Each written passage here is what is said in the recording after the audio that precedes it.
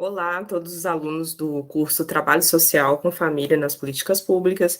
Chegamos ao nosso último módulo, onde falaremos sobre a política de assistência social no Brasil, como se dá o trabalho das famílias, né? Inicialmente, nós vamos fazer uma breve contextualização histórica, depois vamos perpassar pelos programas, serviços da política de assistência social, fechando com uma análise sobre trabalho com as famílias nesta política.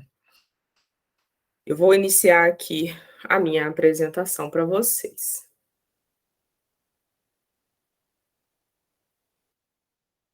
Então, a contextualização histórica da política de assistência no Brasil. A assistência aos pobres, ela era fornecida pelas entidades religiosas, as damas de caridade, pessoas ligadas, né, a movimentos religiosos. Então, era realizada essa assistência com ações de benesse, né, caridade, benemerência. Sempre não estava ligada à ideia do direito, a uma política pública, né? A ação estatal, ela era inexistente, o Estado era ausente das questões relacionadas à assistência aos pobres, ficando relegado realmente a esferas da sociedade que fizessem esse trabalho, essa assistência, porém de maneira insuficiente, né, para dar conta já da questão social que estava aí despontando. Até 1988, a assistência social não era um dever do Estado, né? Ela passa a fazer parte, né, do tripé da Seguridade Social do Brasil, juntamente com as políticas de saúde e previdência social, a partir do texto constitucional, a partir dos avanços que o texto da Constituição Federal de 1908 ela vem expressando, né? A inclusão da assistência social como direito no texto constitucional, ela não vem descolada de conflitos e de interesses, né? E a gente cita Sposati no livro A Menina Loz, que é uma leitura obrigatória, né, para quem pretende atuar nessa área, porque ela vem contando de uma maneira muito detalhada o nascimento, né, da política de assistência no Brasil desde antes da Constituição Federal. Inclusive, a Sposati participou ativamente desse processo.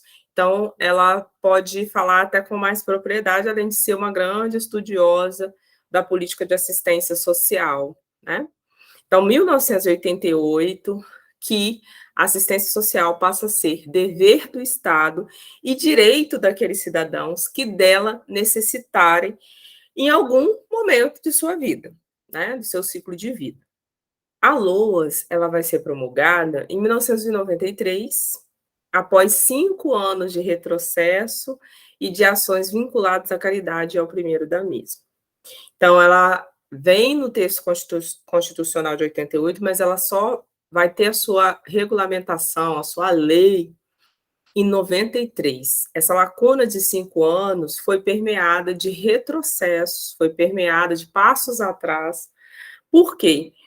Porque o governo do país, nesses 5 anos, né, incluindo o governo aí de Fernando Henrique Cardoso, pós-impeachment do Collor, ele não implanta, né, a política de assistência social, a assistência social seguindo a direção do texto constitucional, mas ele vai revisar, ele vai rever essas ações ligadas à caridade, relegando a sociedade à assistência aos pobres, à assistência social. E aí é um governo onde a primeira-dama, né, do Brasil, a Ruth Cardoso, ela tem um protagonismo nessa área. Então, é um retrocesso, é um retorno ao que era realizado antes, mesmo tendo a Constituição Federal. Porém, no, no ano de 1993, é que a LOAS ela é realmente promulgada. E ela traz muitos avanços para o fazer da política de assistência social no Brasil, né. E aí nós vamos passar agora a analisar esses avanços, né. Que é a LOAS, que é a Lei 8.742 de 93, que nós vamos perpassar por ela, nós vamos destacar alguns pontos importantes, nela, mas não substitui a leitura da LOAS, tá, gente? Tem que ler a LOAS. Então, o estudo da política de assistência social tem que iniciar pelos capítulos da Constituição que versam sobre a Lei Orgânica de Assistência. Depois você tem que ler a LOAS, a Lei Orgânica de Assistência Social, Lei 8.742 de 93, né? Então tem que iniciar os estudos por aí. Então a LOAS ela vai estabelecer normas e critérios para a organização da assistência social, que é um direito. E esse exige definição de leis, normas e critérios e objetivos. A lei ela vai garantir um salário mínimo de benefício mensal à pessoa portadora de deficiência e ao idoso, que é o benefício de prestação continuada, né, onde a pessoa ela prova que ela não tem meios de prover a sua própria manutenção ou de tê-la provida por sua família. No caso do idoso, prova também que tem mais de 65 anos, e no caso da pessoa com deficiência, vai provar a deficiência através de laudo médico, de especialista, atestando ali a incapacidade para o trabalho, a incapacidade para atividades da vida, atividades normais da vida, né. Então, a LOAS, ela vai estabelecer também para a gente o que são as entidades e as organizações socioassistenciais. A LOAS estabelece que a assistência social pode também ser executada por entidades da sociedade civil. E aí ela vem especificando, ela vem abordando o que seriam essas entidades, né. No artigo 4º, a LOAS, ela vai nos dizer aí quais são os seus principais princípios. Então, entre os princípios da LOAS estão a supremacia do atendimento às necessidades sociais sobre as exigências de rentabilidade econômica, a universalização dos direitos sociais, a fim de tornar o destinatário da ação social alcançável pelas demais políticas públicas. E essa universalização dos direitos sociais, ela é muito importante, porque realmente a política de assistência social, ela vai atuar também como aquela política que vai tornar aqueles usuários, tornar o destinatário da política alcançável pelas outras políticas públicas, ao identificar as principais demandas dessa população, realizar os encaminhamentos para as demais políticas públicas, trazer, né, essas políticas públicas para atuar junto com esse público, né?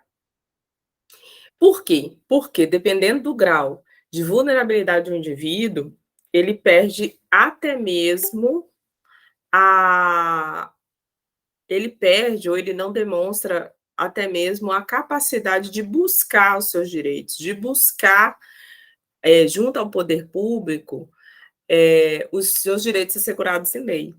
E em muitos momentos, essa população não conhece, não sabe, né, que direitos ela tem, onde vai procurar, né. Então, a assistência social, ela faz a identificação das demandas, ela atende às demandas dentro do que é pertinente para a política, e o que não é pertinente, ela vai apontar para as demais políticas públicas, né. O respeito à dignidade do cidadão, a autonomia e ao seu direito a benefícios e serviços, né, de qualidade, bem como a convivência familiar, comunitária, e é muito importante esse próximo pedaço aqui, ó, vedando-se qualquer comprovação vexatória de necessidade. Então, tem que estar muito atento a isso, né? Que comprovações que estão sendo exigidas pelo município para que a pessoa tenha acesso a um benefício eventual. Está sendo vexatório, né, para a população? Isso tem que ser verificado, porque esse é um dos princípios da Lei Orgânica de Assistência Social. A divulgação ampla dos benefícios, programas, projetos assistenciais. Então, a população ela precisa saber os benefícios que são ofertados a ela pelo município, né? Através dos CRAS, das secretarias, né, de assistência social. E como elas vão saber? Através da ampla divulgação, né?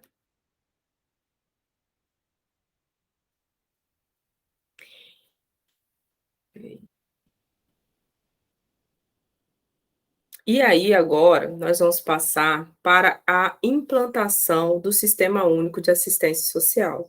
Lembrando que a LOAS, ela vem no ano de 1993, porém a Política Nacional de Assistência Social, ela começa a nascer, ela se gesta a partir do ano de 2004, que é onde nasce o SUAS, o Sistema Único de Assistência Social. Então, nós temos aí uma lacuna desses anos também. E aí, a PNAS foi um grande avanço no que diz respeito à execução da política de assistência no Brasil, de uma maneira mais democrática, de uma maneira em consonância com o texto constitucional, em consonância com a Lei Orgânica de Assistência Social. No ano de 2011, nós temos também um grande marco, um grande avanço, que é a Lei 12.435, que ela vem alterar a LOAS para se adequar ao texto da Política Nacional de Assistência Social. Então, ela estabelece algumas novidades, ela reforça o que já estava no texto da LOAS também. Então, ela vem definindo, por exemplo, a vigilância socioassistencial, que é uma ação estatal dentro da política de assistência social que visa analisar territorialmente a capacidade protetiva das famílias e nela a ocorrência de vulnerabilidades, de ameaças, de vitimações e danos. Então, a vigilância socioassistencial, através de instrumentos que podem ser, por exemplo, sistemas de informação, né, e outros instrumentos técnicos, vai identificar dentro do território de atuação da política de assistência a ocorrência de vulnerabilidades, para melhor direcionar o trabalho das equipes dentro do território. E aí, como eu disse, a LOA já vem colocando que são as entidades e organizações de assistência social sem fins lucrativos. E aí ela vai nos dizer as características dessas entidades. É importante a gente entender esse ponto, porque também as entidades assistenciais são campo de trabalho para o assistente social. E aí, nós precisamos entender que, para ser considerado uma entidade socioassistencial, é necessário que esteja, né, cadastrado no Conselho Municipal de Assistência, que esteja o seu trabalho em consonância com a Política Nacional de Assistência, com a tipificação nacional dos serviços socioassistenciais e demais legislações da assistência social. Então, uma entidade que faz ação social pontuais não pode ser considerada uma entidade socioassistencial. Ela tem que ter a sua ação ligada a legislações da assistência social. Então, temos as entidades de atendimento, que elas prestam serviço de maneira continuada, permanente, planejada. Ela vai executar serviços, programas e projetos que concedem benefícios de prestação social básica e especial, dirigida a famílias e indivíduos em situações de vulnerabilidade e risco social e pessoal, nos termos desta lei. E respeitadas as deliberações do Conselho Nacional de Assistência Social. Temos também as entidades de assessoramento, que vão desenvolver atividades de forma continuada, permanente, planejada, que prestam serviços e executam programas e projetos voltados primeiramente para fortalecimento de movimentos sociais e organização de usuários, formação, capacitação de lideranças dirigidos ao público da política de assistência social.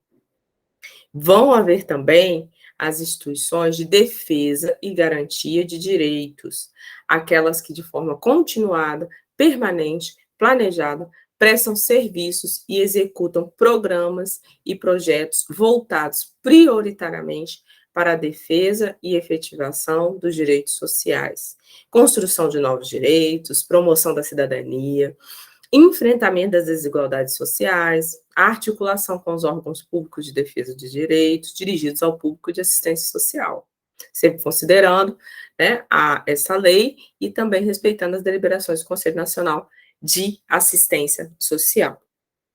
Então, nós temos que observar que nas 3 modalidades, né, 3 formas que podem aí, né, se apresentar às entidades socioassistenciais, tem um detalhe que precisa ser observado.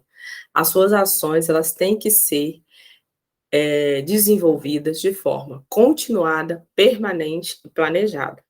Ações pontuais que ocorrem uma vez ou outra dentro do território não vão caracterizar uma entidade como uma entidade socioassistencial, além dela também ter que estar, né, em conformidade com toda a legislação pertinente à política de assistência. A assistência social no Brasil, ela passa a se organizar por tipos de proteção. Então, nós vamos ter a proteção social básica, que é um conjunto de serviços, programas, projetos e benefícios de assistência social que visa prevenir situações de vulnerabilidade e risco social por meio do desenvolvimento de potencialidades e aquisições e do fortalecimento de vínculos familiares e comunitários. A proteção social especial, que é um conjunto de serviços, programas e projetos que tem por objetivo contribuir para a reconstrução dos vínculos familiares e comunitários, defesa de direito, fortalecimento das potencialidades e aquisições e a proteção de famílias e indivíduos para enfrentamento de situações de violação de direitos. As proteções social básica vão ser executadas, né, principalmente pelos Centros de Referência de Assistência Social, e a proteção social especial vai ter como referência o Centro de Referência Especializado de Assistência Social. Também, alguns serviços podem ser executados pelas entidades sem fins lucrativos de assistência social.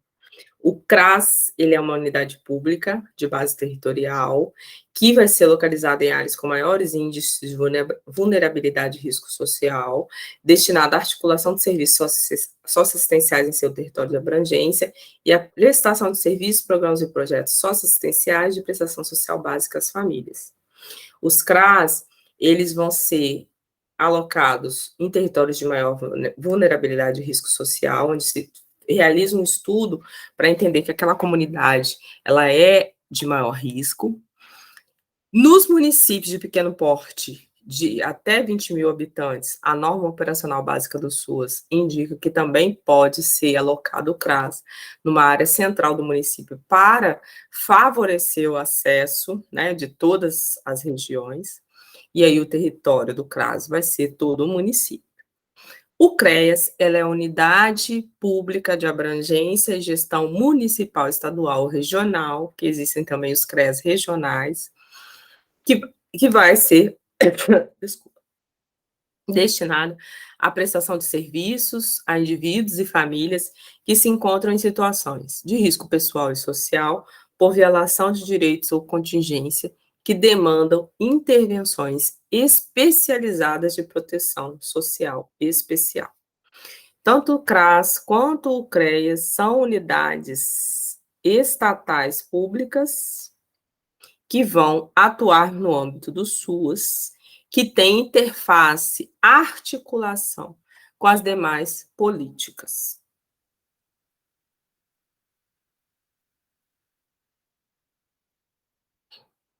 Dentro do CRAS, vai ser desenvolvido o serviço de proteção e atendimento integral à família, que vai integrar a proteção social básica e consiste em que, na oferta de ações e serviços socioassistenciais de prestação continuada no CRAS, por meio de um trabalho social com as famílias, desenvolvido por assistente social, psicólogo, em situação de vulnerabilidade social, com o objetivo de prevenir o rompimento dos vínculos familiares e a violência no âmbito das suas relações, garantindo o direito à convivência familiar e comunitária. Então, o trabalho do CRAS, ele visa prevenir, né, combater as questões que podem vir a culminar, a resultar no rompimento dos vínculos familiares e comunitários, que vai prevenir, vai combater as situações de risco social, de violação de direitos, né? Nos CREAS vão ser desenvolvidos os serviços e atendimento especializado a famílias e indivíduos, que vão consistir no apoio, orientação e acompanhamento a famílias e indivíduos em situação de ameaça ou violação de direitos, articulado aos serviços assistenciais com as diversas políticas públicas e com os órgãos do sistema de garantia de direitos. Então, a articulação do CREAS para atender aquelas famílias e indivíduos que tiveram seus direitos violados, para apoiar, orientar, vai necessitar de articulação com os demais setores. Então, saúde, educação, previdência social, política de habitação, mas também vai ter uma interface, vai ter que ser articulada ao sistema de garantias de direito. Então, os técnicos do CREAS vão ter a sua atuação também atrelada a órgãos tais como delegacias de polícia civil, delegacias que vão tratar, né, de direitos específicos, como delegacia do idoso, delegacia da mulher, vão ter que ter um diálogo constante com os tribunais de justiça, com o Ministério Público. Então, tem também essa interface. Em relação ao Serviço de Proteção Social Básica, nós falamos do PAIF, existem também outros serviços a serem executados pelo CRAS ou pelas entidades socioassistenciais, né? Que é o Serviço de Convivência e Fortalecimento de Vínculo, o Serviço de Proteção Social Básica no domicílio para pessoas com deficiência e idosos. Então, assim, o PAIF, ele só é executado pelo CRAS. Serviço de convivência pode ser executado pelo CRAS e por entidades socioassistenciais credenciadas. E aí, o que é o Serviço de Proteção e Atendimento Integral à Família, o PAIF? Vai consistir no trabalho social com famílias de caráter continuado. Qual a finalidade do PAIF? Fortalecer a função protetiva da família, prevenir a ruptura dos seus vínculos, promover seu acesso e usufruto a direitos, contribuir na melhoria da qualidade de vida.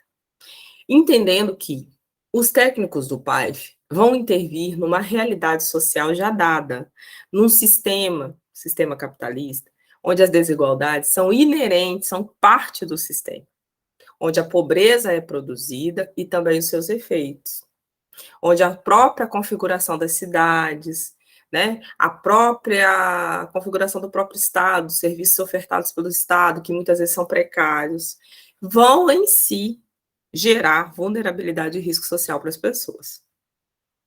Dessa forma, existem limitações para o nosso trabalho. Porém, essas limitações não podem ser impeditivas de um trabalho de qualidade. Então, o profissional, ele deve ter uma visão crítica, ampla da realidade para intervir no PAIF. Esse texto aqui é o próprio texto da política, que nós vamos analisar também criticamente. O PAIF, ele tem a função, né, aí, do desenvolvimento das potencialidades. Então, é olhar para um território, para uma família, para um indivíduo, não só nas questões que ele está trazendo, as questões que para ele é um problema, né? Mas também pensar no que ele tem de potencialidade. Que o nosso trabalho dentro do PAIF, ele vem a trazer reais aquisições às famílias acompanhadas e fortalecer os vínculos familiares e comunitários por meio de ações de caráter preventivo, protetivo e proativo.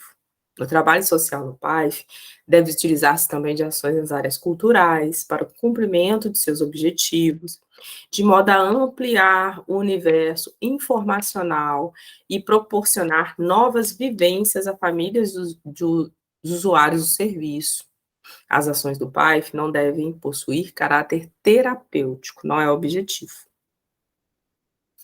Então, fortalecer os vínculos familiares, trazer reais aquisições para as famílias. Essas aquisições é o quê? Uma família que é acompanhada pelo PAIF, que participa das atividades desenvolvidas pelo PAIF, pela equipe do PAIF, deve ser um usuário, uma família preparada para atuar, para ser um agente social que conhece seus direitos, que conhece seus deveres. Isso vai fazer com que essa equipe desenvolva ali ações, né, que vão ajudar no real exercício da cidadania. Aquisições é quando uma mulher é acompanhada pelo PAIF e ela passa a entender o seu papel na sociedade, as questões de gênero, o peso que é colocado maior em cima da mulher, e ela se fortalece a partir dessas informações, a partir desse trabalho que tem essa perspectiva. Ela vai ser uma pessoa mais atuante na comunidade, ela vai entender melhor a sua situação e daí poder criar alternativas de mudança. É um serviço baseado no respeito à heterogeneidade dos arranjos familiares, que nós estudamos lá na nossa primeira aula, valores, crenças e identidades das famílias. Então, é respeitar as múltiplas configurações de família. Vai se fundamentar no fortalecimento da cultura do diálogo, no combate a todas as formas de violência, preconceito, discriminação e estigmatização nas relações familiares. É um serviço baseado no respeito à heterogeneidade dos arranjos familiares, valores, crenças e qualquer tipo de identidade que a pessoa possa assumir. Eu acho que aqui deu uma duplicada. O serviço de convivência e fortalecimento de vínculos é um serviço importantíssimo a ser executado pelo CRAS e também pelas entidades. É um serviço que é realizado em grupos, organizado a partir de percursos, de modo a garantir aquisições progressivas aos usuários, de acordo com seu ciclo de vida. Então, ele pode ser ofertado a crianças, adolescentes e idosos, né, que é o serviço que é financiado pelo governo federal, e alguns municípios também financiam esse serviço de convivência e fortalecimento de vínculos para adultos. É uma forma de intervenção social planejada, que cria situações desafiadoras, estimula e orienta usuários na construção e reconstrução de suas histórias e vivências individuais e coletivas na família e no território. Organiza-se de modo a ampliar trocas culturais e de vivências, desenvolver o sentimento de pertença e de identidade, fortalecer vínculos familiares e incentivar a socialização e a convivência comunitária. Possui caráter preventivo e proativo, pautado na defesa e afirmação dos direitos e no desenvolvimento de capacidades e potencialidades, com vistas ao alcance de alternativas emancipatórias para o enfrentamento da vulnerabilidade social. É um serviço que é ofertado através de grupos, podem ser organizados oficinas, oficina de música, oficina de dança e outros tipos de oficina, onde o objetivo não é promover a capacitação para o trabalho, mas é promover a convivência familiar e também a convivência comunitária. Existe também um serviço super importante, que nem sempre é desenvolvido nos municípios, que é o Serviço de Proteção Social Básica no domicílio para pessoas com deficiências idosas. Esse serviço ele tem a finalidade de prevenir os agravos que possam provocar o rompimento dos vínculos familiares e sociais dos usuários. Visa a garantia de direitos, desenvolvimento de mecanismos para a inclusão social, a equiparação de oportunidades e a participação no desenvolvimento da autonomia das pessoas com deficiências e pessoas idosas a partir das suas necessidades e potencialidades individuais e sociais, prevenindo situações de risco, exclusão e o isolamento. O serviço ele deve contribuir com a promoção do acesso de pessoas com deficiência e pessoas idosas ao serviço de convivência e fortalecimento de vínculos e a toda a rede socioassistencial, aos serviços de outras políticas públicas, entre elas a educação, trabalho, saúde, transporte especial, programas de desenvolvimento de acessibilidade, serviços setoriais de defesa de direitos e programas de desenvolvimento de acessibilidade, serviços setoriais de defesa de direitos, programas especializados de habilitação e reabilitação. Vai desenvolver ações extensivas também à família desses indivíduos, apoio, informação, orientação e encaminhamento, sempre com foco na qualidade de vida, exercício da cidadania e inclusão na vida social, sempre ressaltando o caráter preventivo do serviço. É um serviço importantíssimo, porque são dois grupos que podem ser facilmente violados dentro do espaço das suas casas, também violados em relação aos seus direitos, né, os direitos setoriais mesmo, das pessoas com deficiência, dos idosos, e tem a questão do isolamento social, que o idoso que tem uma dificuldade de mobilidade, a pessoa com deficiência que também tem uma dificuldade de mobilidade, eles podem ser vítimas. Além disso, a gente sabe que, historicamente, as pessoas com deficiência, dependendo do grau de deficiência, elas foram, né, muito escondidas pelas suas famílias, por conta do preconceito, de todas as violações.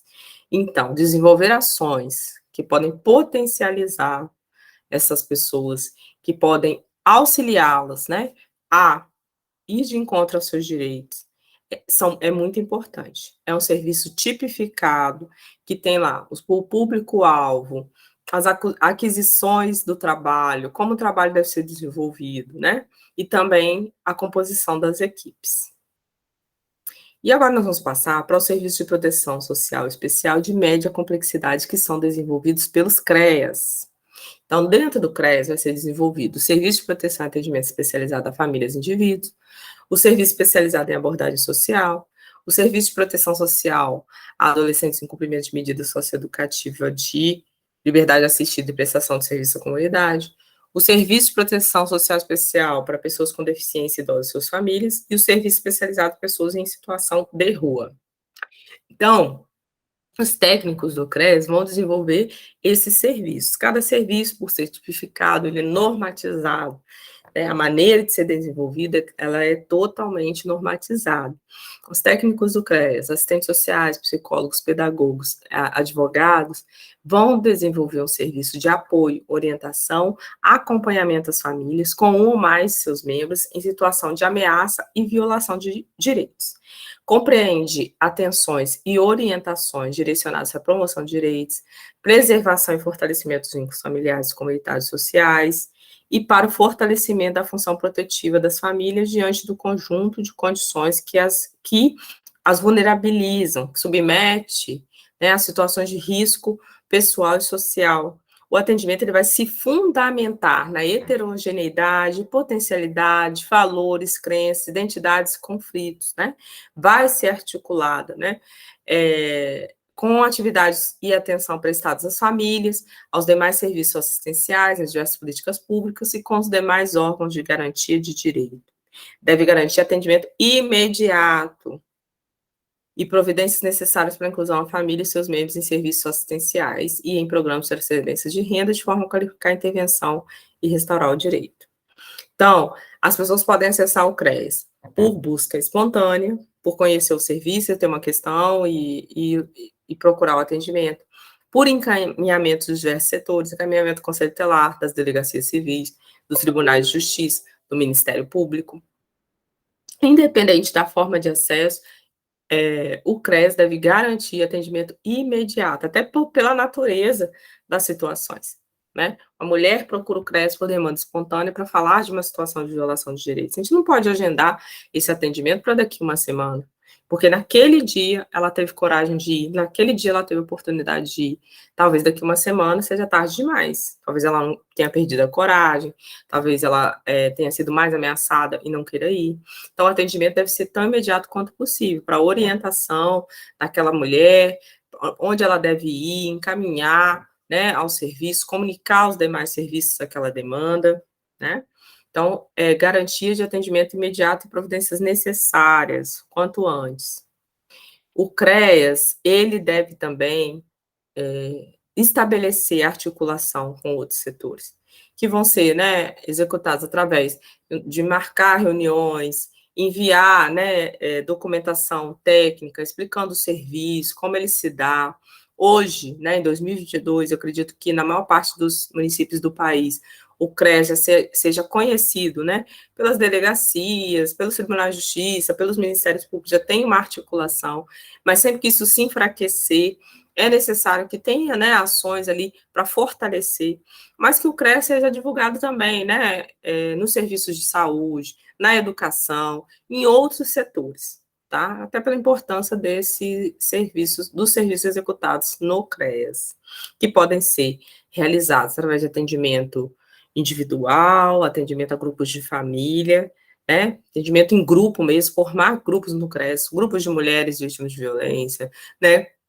Grupos de adolescentes em medida socioeducativa, sempre visando o fortalecimento desses grupos, né, informações relacionadas a direitos, à cidadania, tá?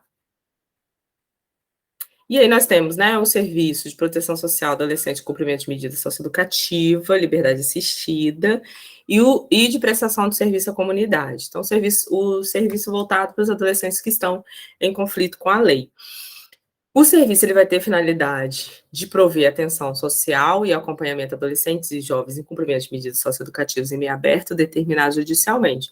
Então, em geral, o próprio Tribunal de Justiça, após a sentença do adolescente, comunica ao serviço, né, o adolescente, o nome, como localizá-lo.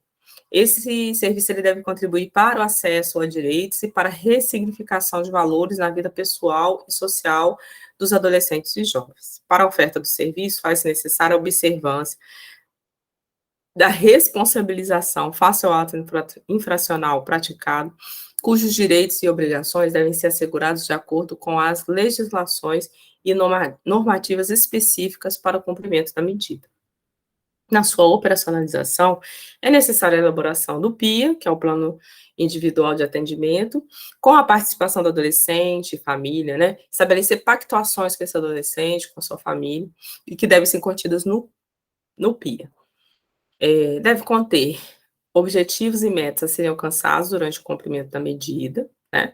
Perspectivas de vida futura, dentre outros aspectos a serem acrescidos de acordo com as necessidades e interesses do adolescente. Nós vamos ter também o serviço de proteção especial para pessoas com deficiência, idosos e suas famílias. Então, todo serviço a gente deve pensar que quando não foi ainda violado o direito, né, é com a proteção social básica CRAS. Quando já foi violado o direito, com a proteção social especial no CREAS. Serviço para oferta e atendimento especializado a famílias com pessoas com deficiência e idosos com algum grau de dependência que tiveram as suas limitações agravadas por violação de direitos, tais como a exploração da imagem, isolamento, confinamento, atitudes discriminatórias preconceituosas no seio da família, a falta de cuidados adequados por parte do cuidador, o alto grau de estresse do cuidador, que é um fator de alto risco para o idoso ou para a pessoa com deficiência, né? Então, quando o cuidador, a família, está sob enorme pressão, quando toda a função de cuidado cai sobre ela, e ela às vezes não tem, né, os instrumentos, as ferramentas necessárias, até mesmo na questão psicológica, né? Por isso que o psicólogo pode dar uma grande contribuição. Quando ele não tem esses instrumentos, essas ferramentas, pode ser um fator de risco, né? Para quem está sendo cuidado, para quem está ali fragilizado, que é o idoso e a pessoa com deficiência. Por quê? Esse cuidador ele pode passar a ser negligente, ele pode passar a ser o violador, né? Então, o alto grau de estresse do cuidador ele deve ser analisado, identificado pela equipe como um fator de risco. A desvalorização da potencialidade e capacidade da pessoa, dentre outros, que agravam a dependência e compromete o desenvolvimento da autonomia. O serviço ele tem a finalidade de promover a autonomia, a inclusão social e a melhoria na qualidade de vida das pessoas participantes. Então, a pessoa com deficiência, às vezes ela ficava só no espaço da casa. Será que a partir do trabalho, né, a gente identificou uma violação de direitos, mas a partir desse trabalho ela não pode frequentar uma instituição voltada para a pessoa com deficiência, não pode participar de uma ação cultural presente na comunidade, de esporte, né, mesmo como, só assistindo, mesmo como ouvinte, será que não pode haver essa inclusão? Assim também o idoso. E aí, esse trabalho deve contar com uma equipe específica e habilitada para prestação de serviço especializado às pessoas em situação de dependência, que requerem cuidados permanentes ou temporários. A ação da equipe será sempre pautada no reconhecimento do potencial da família e do cuidador, na aceitação e valorização da diversidade e na redução da sobrecarga do cuidador decorrente da prestação de cuidados diários e prolongados. Nas nossas aulas iniciais, nós falamos que o cuidado deve ser um direito de cidadania. Então, independente da configuração familiar da pessoa, ela deve ter o cuidado enquanto direito. Então, quando a família não pode ou não consegue, não tem meios de ofertar esse cuidado, é obrigação do Estado fazê-lo. E esse serviço é importante por isso, porque ele vai fornecer esse direito do cuidado a essas pessoas que são mais fragilizadas por tudo, né? Suas múltiplas vulnerabilidades. Uma pessoa com deficiência, ela não tem uma vulnerabilidade só, ela tem múltiplas, devido à sociedade que a gente vive. Então, a gente identificar essas vulnerabilidades, os riscos sociais e atuar aí. Temos também um serviço especializado para pessoas em situação de rua. Sabemos que é uma questão que tem se agravado, aumentado, né? É um serviço ofertado para pessoas que utilizam as ruas como espaço de moradia e sobrevivência. Tem a finalidade de assegurar atendimento e atividades direcionadas para o desenvolvimento de sociabilidades, perspectiva do fortalecimento de vínculos interpessoais e familiares que oportunizem a construção dos novos projetos de vida.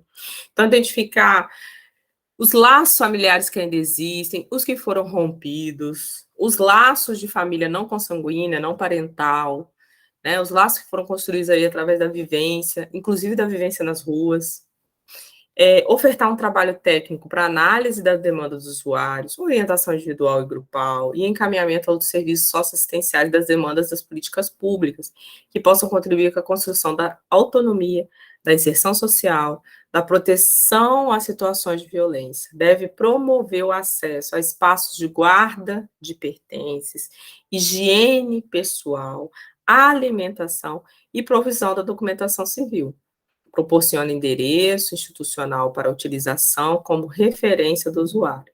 Neste serviço, deve-se realizar a alimentação do sistema de registro dos dados das pessoas em situação de rua, permitindo a localização da família e pela família, parentes e pessoas de referência, assim como um melhor acompanhamento do trabalho social. As pessoas, elas têm direito de residir no espaço da rua, mas nós precisamos investigar o que levou essa pessoa a residir no espaço da rua. Identificar se a pessoa tem vontade de sair da rua. Nós não vamos fazer um trabalho higienista, que muitas vezes é solicitado para as equipes, de limpar as ruas, tirar os moradores de rua para que a paisagem fique melhor e para que a sociedade fique mais confortável. Não é esse nosso objetivo. Nosso objetivo é garantia de direitos. O que levou essa pessoa para a rua? Ela quer permanecer na rua? Ela quer sair da rua? O que vamos fazer para que isso aconteça, né? Para ir desenvolver junto com essa pessoa a construção de novos projetos de vida. Enquanto no espaço da rua, ela também é sujeito de direitos. Então, ela tem documentação civil, ela tem acesso aos serviços de saúde, isso é que deve ser oportunizado. Então, a perspectiva do trabalho é sempre a garantia de direitos, e não deixar a sociedade mais confortável. Nós temos também, ligados à proteção social especial, os serviços de alta complexidade, né? Que são os serviços de abrigamento.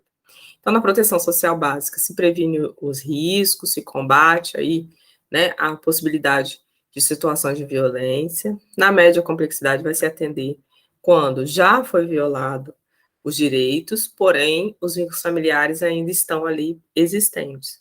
No serviço de proteção social de alta complexidade, é quando os vínculos familiares precisaram ser rompidos. O indivíduo precisou sair do seio da sua família e da comunidade, ou da comunidade. Então, nós vamos ter o acolhimento institucional nas seguintes modalidades: abrigo institucional, casa lar, casa de passagem, residência inclusiva, serviço de acolhimento de república, serviço de acolhimento em família acolhedora, serviço de proteção em situações de calamidade pública e emergência.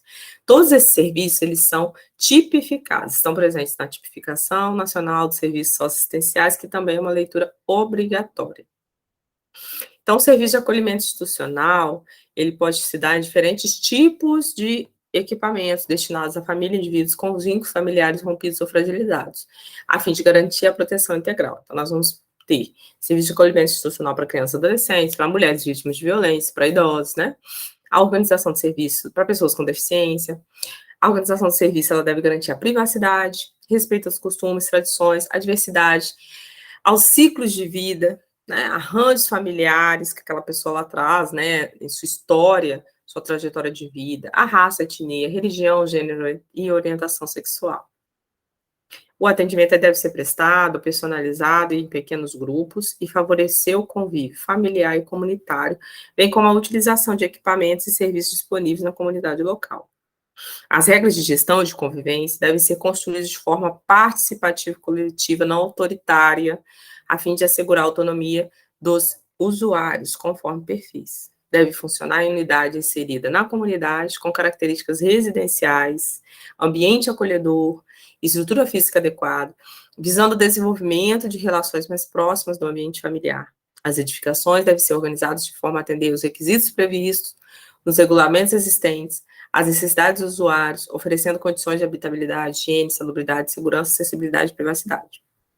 No que diz respeito ao serviço de abrigamento, existem legislações específicas, né, diretrizes, né, para o abrigamento de crianças e adolescentes, diretrizes para o abrigamento de idosos, e essas diretrizes devem ser conhecidas por toda a equipe. Então, não só pelo assistente social, psicólogo, né, equipe de alta complexidade, mas por coordenador desses abrigos, dos trabalhadores dos abrigos, todos devem conhecer essas legislações, senão não funciona. Né? Senão todo esse direcionamento do trabalho não vai funcionar.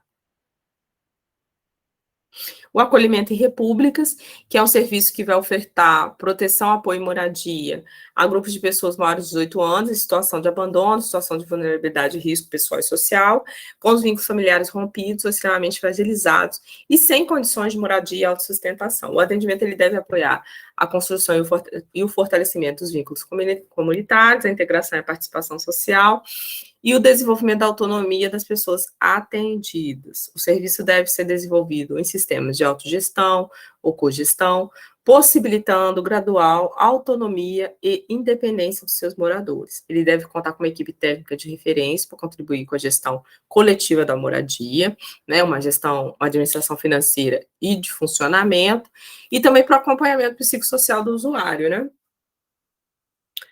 Encaminhamento também a programas, benefícios, serviços, né, das demais políticas públicas. Temos também o serviço de família acolhedora, que é bem interessante, porque ele vai fornecer abrigamento a crianças e adolescentes que foram afastados da sua família por uma medida protetiva na residência de famílias cadastradas. Então, ao invés daquela criança e adolescente, né, que foi retirada da sua família por uma medida de proteção, ir para um abrigo institucional, ele vai para uma família, um ambiente familiar. Então, subentende-se que é um abrigamento mais acolhedor, tá? E aí, como no abrigo institucional, a criança e adolescente vai passar pela família acolhedora, né? E pode retornar ao ambiente da família, né, de origem, ou ir para uma família substituta. O serviço, as equipes, elas vão ser responsáveis por selecionar, capacitar, cadastrar e acompanhar essas famílias acolhedoras, em como realizar o trabalho de acompanhamento com a família, adolescente e a sua família de origem.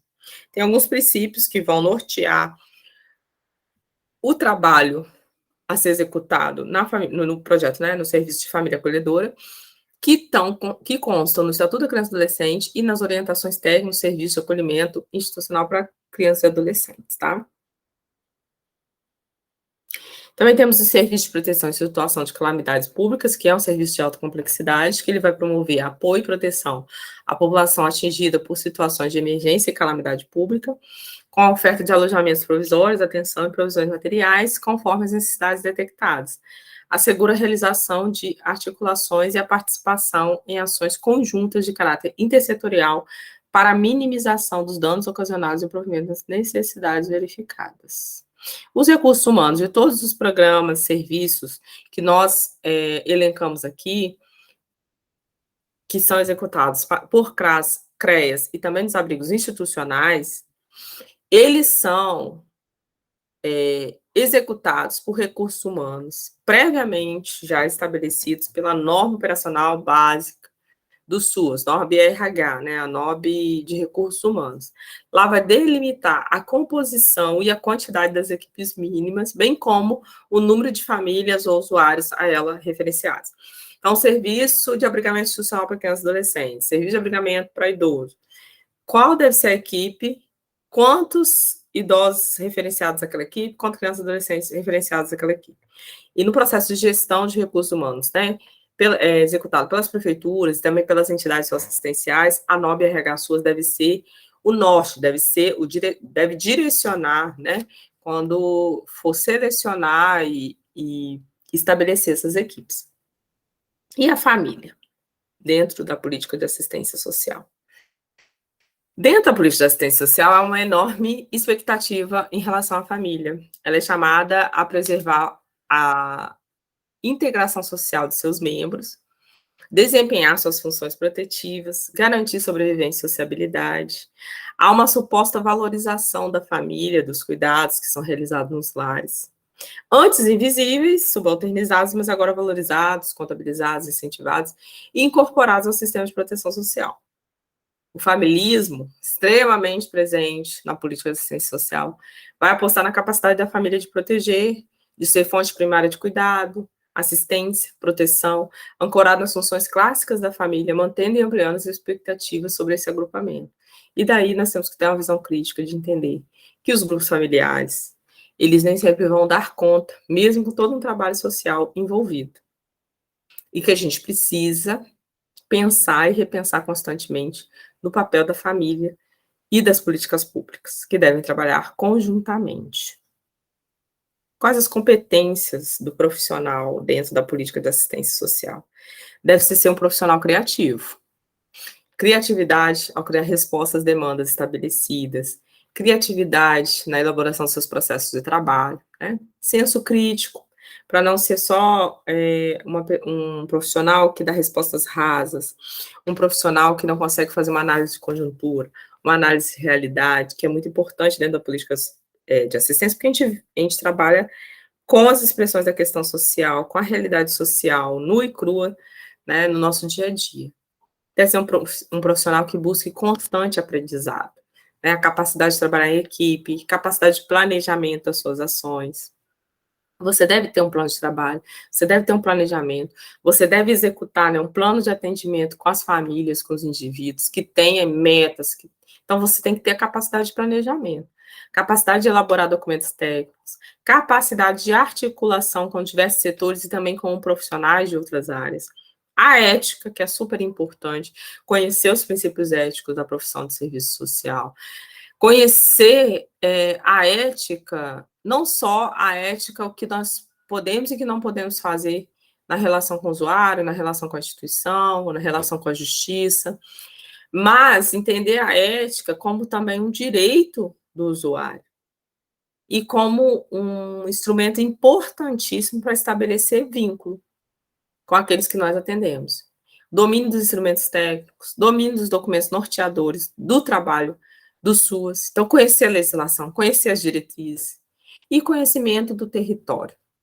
Mapear o território, conhecer as principais questões presentes no território é muito importante.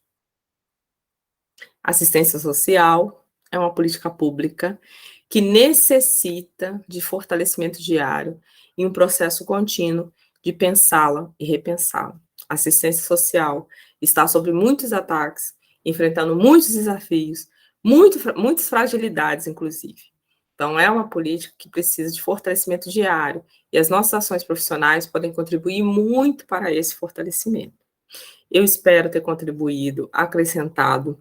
Eu incentivo vocês a estudarem novamente quem já estudou, mas estuda novamente com um novo olhar. Quem não estudou tem que estudar as legislações pertinentes à política de assistência social e comece lá na Constituição de 88, vem para a LOAS, depois leia o texto da Política Nacional de Assistência Social, leia o texto da Política Nacional de Assistência Social, conheça a norma operacional básica do SUAS, conheça a norma operacional de Recursos Humanos do SUS, conheça a Tipificação Nacional de Serviços Assistenciais, conheça os cadernos que direcionam o trabalho nos CRAS, que direcionam os trabalhos no CREAS, conheça as legislações setoriais relacionadas à criança e adolescente, ao idoso, à mulher, se aproprie desses documentos ao executar o seu trabalho.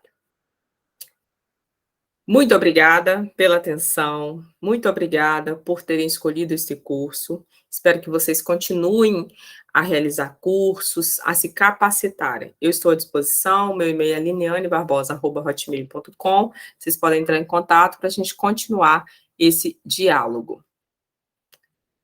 Muito obrigada a todos que ficaram até aqui. Estamos sempre à disposição.